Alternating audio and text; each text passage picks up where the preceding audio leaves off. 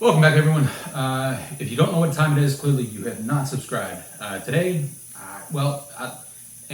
for those of you who have, you already know it's that time. So, today what we're going to look at is a lawnmower. This one was given to me. Undoubtedly, it has sat underneath a porch and has been, it's just a mess, if I'm being quite honest and frank. But it runs.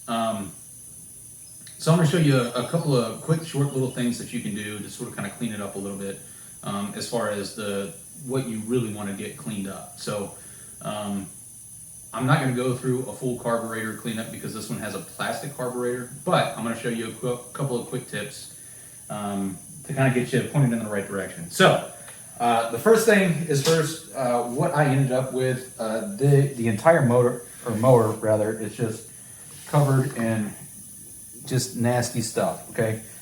Like I said, undoubtedly it sat underneath a porch. So what I did was I cut the corner out of a shop rag, preferably a relatively clean corner, as demonstrated as such, just a corner. You do kind of want to have just a little bit of a pointy end. Reason being is because we're actually going to go through here and we're going to shove it into where the carburetor or the air intake is for the carburetor. And you can use a screwdriver. Just be gentle because this is plastic, and really just sort of kind of pack this in there. And the reason why we're packing this in there is so that we actually don't get any crap into the carburetor itself, and so we don't have to go back through and clean that out. So we're packing this up, like I said, with a screwdriver in the corner of a shop rag. You want to leave just a little bit out so that you can grab a hold of it. And when I first originally got this, it was dusty, nasty. So what I ended up doing, noise warning, you guys, if you're wearing headphones or anything like that, this is an air compressor. An air compressor hose is going to make a loud noise. So just a heads up. All right, so what I ended up doing was after I clogged this up, I just briefly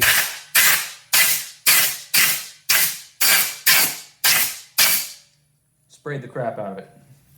And I don't mean like spent 25 minutes spraying it. I mean sprayed literally the crap out of this area. And then what we'll end up doing is we'll actually end up taking this shop rag back out.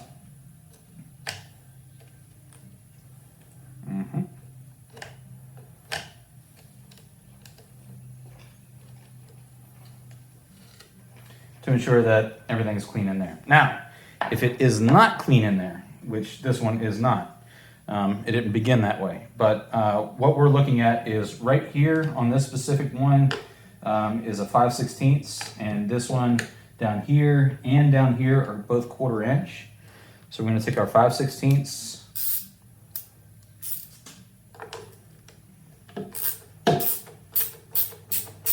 There's actually another one back here as well.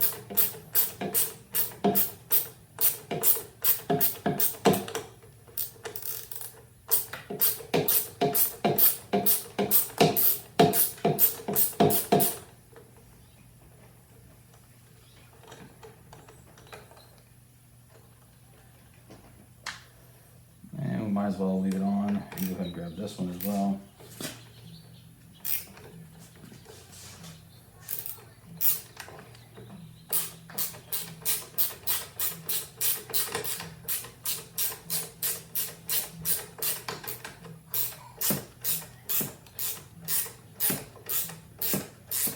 And both of the 5/16 should actually be going into some sort of pressed or bent sheet metal.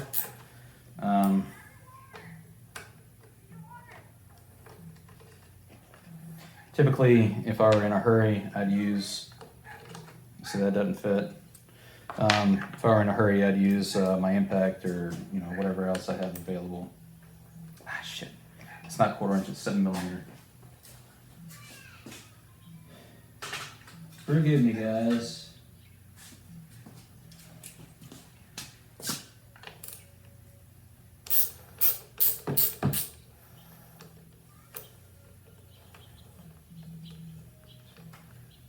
And these go directly into a plastic housing, and I'll show you the difference between the 7mm and the 5/16 here in just a minute. But typically you don't really have to reef on these too awful hard.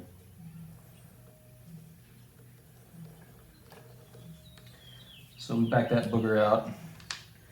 And should be able just to pop this off. Now you do have the oiler up there that's gonna be a little bit tough. All right, so if you look, I'm gonna bring you in nice and easy, hopefully. And hopefully you guys can see this. I may have to adjust the camera. Yeah, I'll bring it down just a little bit.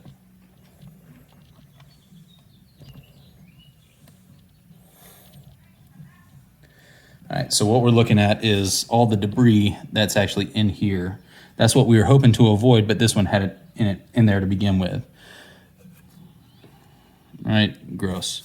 So again, we'll actually end up taking this same piece of shop rag and really just sort of kind of trying to brush it out. Now, the smarter way to do this, and I'm gonna have to get down here so I can actually see it, is to actually use a Q-tip so that we're not shoving more stuff into the carburetor.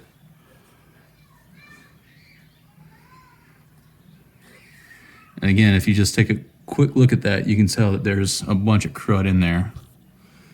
So we're just gonna gently scrape it out away from the inside of the carburetor. I believe the previous owner used it without an air cleaner or the air cleaner filter cover or whatever you want to call it. So we're just really just trying to do a little bit of maintenance here because like I said, it runs just fine. I'm just trying to clean it up to where it'll keep running just fine. This particular model is something that runs with a plastic carburetor. Again, guys, you can really see how cruddy and nasty that is. We got quite a bit more crap up top. And if you don't maintain it and you don't actually have an air cleaner, you can build up all this crap that can potentially be sucked into the carburetor. And this is a plastic carburetor at that. So we really have to make sure that we're getting this thing cleaned out. And you have to be careful about what you actually put in there as far as a carb cleaner or whatever, because it could break down the polymers in the plastic. So I'm actually not going to use that. And I'm also not going to shoot anything in there currently. But we're just really just trying to scrape this out to where we know that it's usable, it's serviceable, right? I don't want to spend 4 hours on something that I got for free. So this might be a 10-minute video or maybe even a 15-minute video, but all I'm really trying to show is that we're just really trying to clean out all the crap that is in that, pretty much where the air goes into the carburetor, right? Something else to note, again, I told you guys I would show you. So those little 7mm screws that I took out are actually plastic screws. And what I mean by that is they have an aggressive thread pitch, whereas the 5/16 are more like a machine screw. They actually thread into these metal pieces right here, as you can see there. So the 5/16 will thread into the sheet metal in these two locations. So we have one there and one there, and then the two 7mm. And what I mean by 7mm is the type of socket that you have to put on this head. Will actually thread into the plastic here, one there, and then one up here. And that's pretty common in most newer low-end model lawnmowers and all that fun stuff. So again, I'm just trying to show you just a couple of quick tips. That way you can get in and out of the garage pretty quickly, unless, you want to spend a little bit of extra time out here and suck down a couple of beers. To each their own. So after we have pretty much just gotten this roughly clean, and again, I'm just sort of kind of stripping down some of the crap here on this Q-tip, and I see a couple more spots that I want to address because, like I said, this one, it's not in terrible shape. It started on 2 or 3 pulls, but again, we're just trying to get rid of all that crap around and in the air handling. So from here, as you can see, the backside is pretty well boogered up. So we're, again, just a regular shop rag, and we're going to wipe it down. Try and get rid of all the dusty, nasty crap around it. And then I would go even a step farther. And again, like I showed you earlier, ear warning, heads up. I'm not going to do it right next to the camera. I'm going to bring it down next to me, and I'm going to blow it out. So again, heads up for you, those of you that are wearing headphones or whatever, it's going to get loud.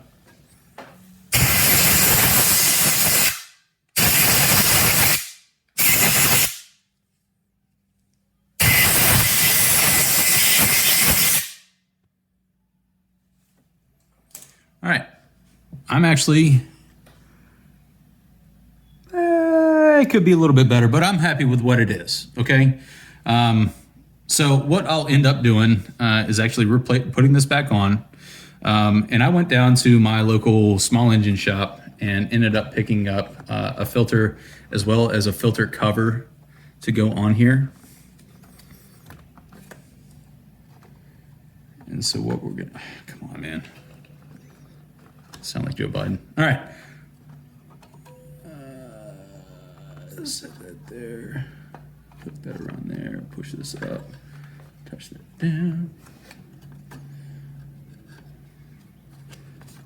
There we go. All right. Plastic to plastic, since I have the 7mm currently on the ratchet. Just give that a quick start.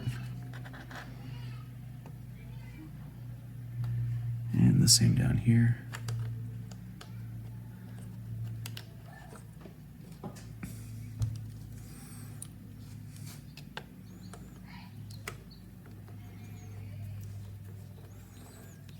Run this in until it's relatively snug. You don't want to over tighten these because again, they're going into plastic. So you just want to get them finger tight. Nothing, I see that one's a little bit boogered. Back this one back out and try it again. Try and start it by hand. Feels good. And then run it straight in. Again, we just want to get these finger tight. There should not be any reason to crank on them or anything like that.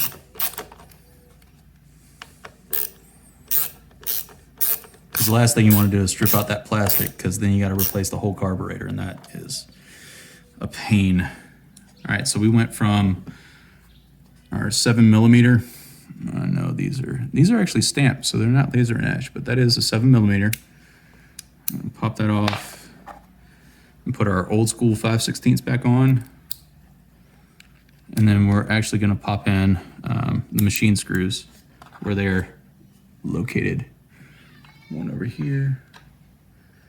It's really difficult for me to do this, by the way, because I can't actually see around here to put it where it needs to go.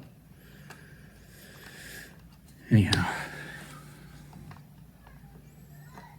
you want to make sure you're not cross-threading. Everything should be nice and smooth. All right, cool. And then number 2 actually goes right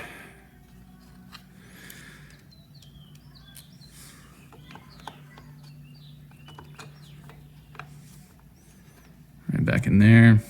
I'm probably in the way.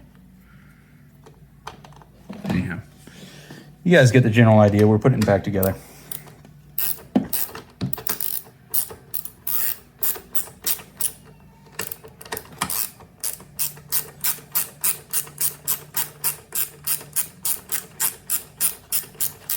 You can get this relatively snug, but don't overdo it, guys. There's no need to. Just give it a little what have you.